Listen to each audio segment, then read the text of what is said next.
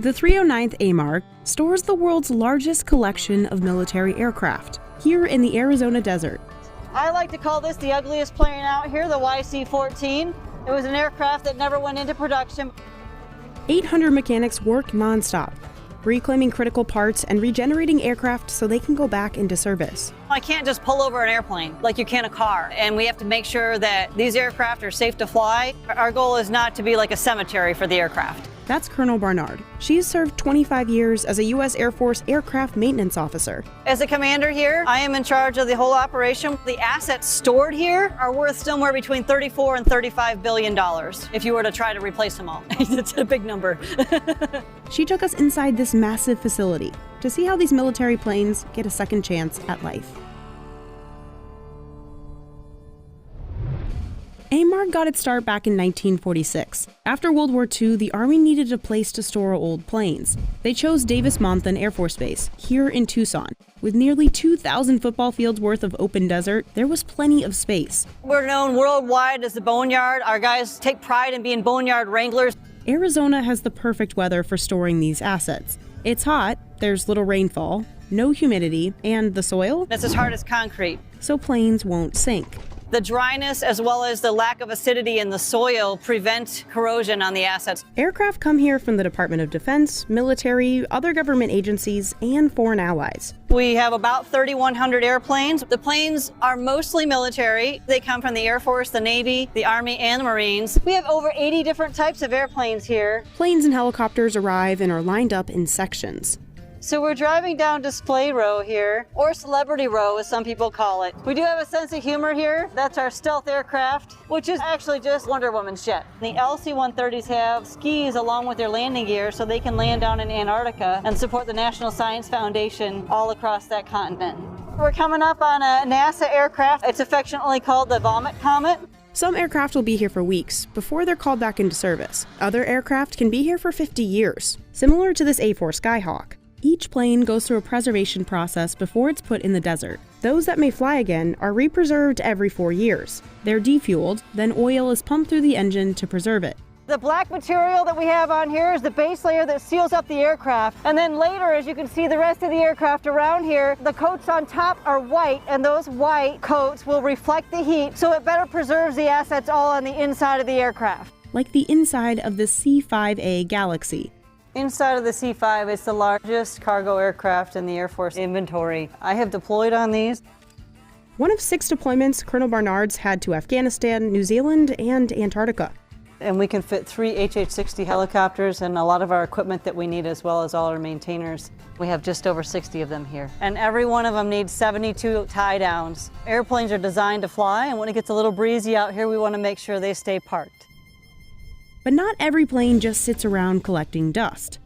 U.S. military units around the world can request specific parts off these planes. An aircraft has so many thousands of parts. Just like a reservoir keeps things in case you need them, and then we release what's out of the reservoir as needed. And some of the parts the military can only find here at AMARG. We are that assurance that there's a part available when the supply system main sources don't get it. We send anywhere from 4,000 to 7,000 parts out every year to the tune of a few $1 million each week worth of supply parts.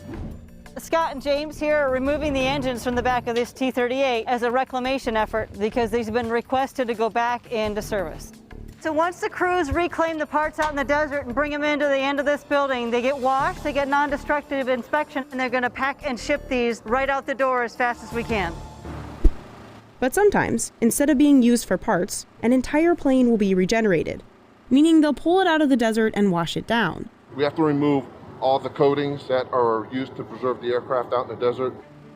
After getting a nice shower, it's fixed up. What our team is working on here is a C-130 that's being regenerated for foreign military sales. In this hangar, the current project that we're working on is F-16s and post-block repair. It's a package of structural improvements on the aircraft to extend their flyable life. The unit also handles aircraft modifications. These aircraft come from U.S. units that are active right now, and then they get some work done on them, and they go back out to that same unit. We're able to upgrade those and modify them to keep them up with the current standards in the active fleet. Complicated individual pieces are sent to separate back shops for repair and overhaul. Here in the wing shop, We have all the center portions of the A-10 wings being rebuilt here and the outer portions being rebuilt there. There's actually hundreds of pieces inside of an aircraft wing. The complexity and the level of structure, it's really eye-opening for many folks. Each set of wings can take up to 20,000 man-hours to overhaul.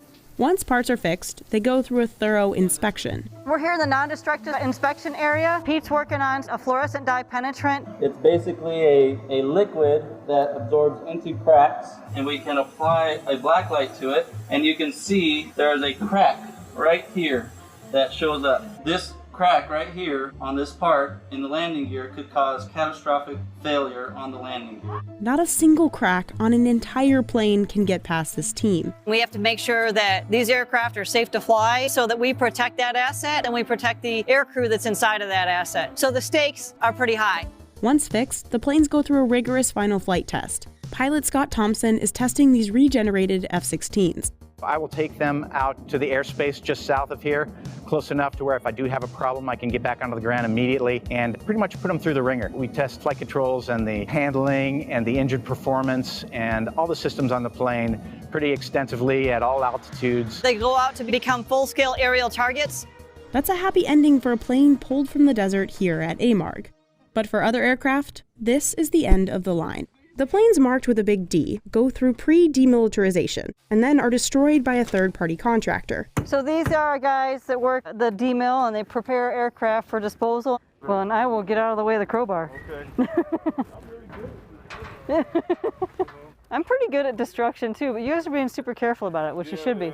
The planes are demolished for good reason. To make sure everything's accounted for and that the materials and the technology don't fall into the wrong hands. While some Americans may not have heard of AMARG, it actually saves taxpayers a lot of money. The assets stored here are worth somewhere between $34 and $35 billion. And so to make a new one may not be possible versus to rejuvenate an old one might be the best case scenario. But for the workers, it's not just about saving the military some money.